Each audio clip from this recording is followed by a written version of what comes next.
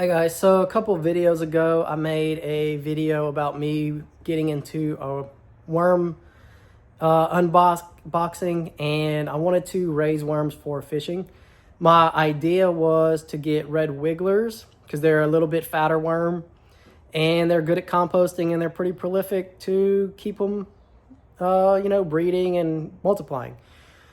What I didn't know was that Indian blues were a big problem to my idea.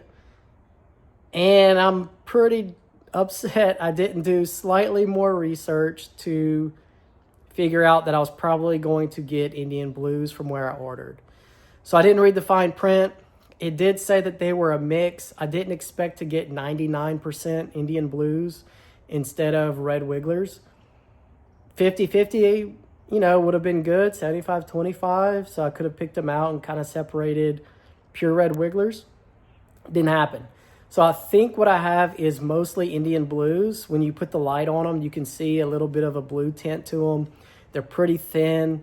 There is a bunch of them, so I did get a lot of worms, just not the worms I actually wanted. So I'm going to flip the camera around and show you guys what my worm bin looks like right now, and just kind of show you what I have going on and what I plan on doing about it. All right, so this is the worm bin I have. What I did was I put a piece of cardboard down below, right above the manure and shredded cardboard. And then I took a piece of packing plastic and just kind of laid it on top of the cardboard to try to prevent as much moisture evaporation as possible. So hopefully when I move this piece of cardboard, you guys will see how many worms are staying at the top. Oh yeah. And if you look in here, you can see that they're actually getting inside that cardboard and starting to eat it. So I'm going to be feeding these worms.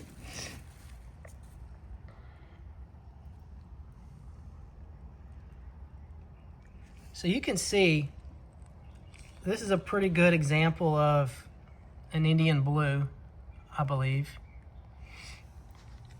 I don't think I have too many red wigglers in here.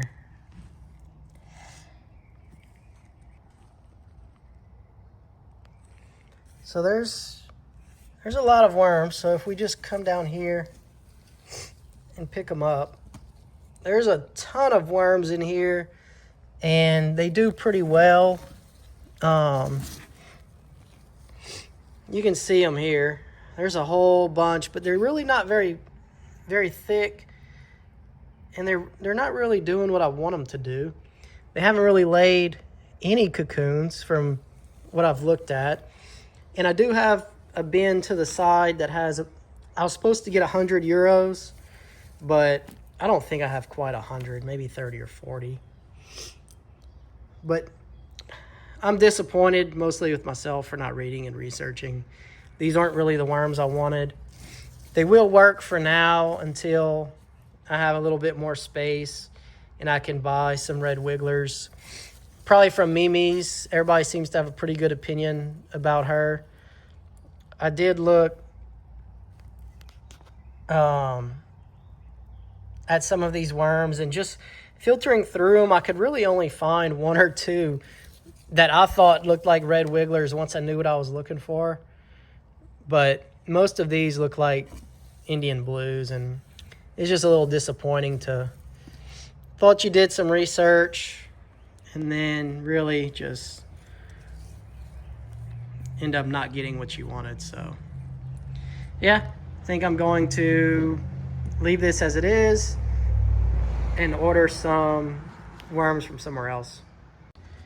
All right, so I'm going to feed my worms. This is the bucket with European night crawlers. And what I have here is some chicken pellets. And I just soaked it in water to let them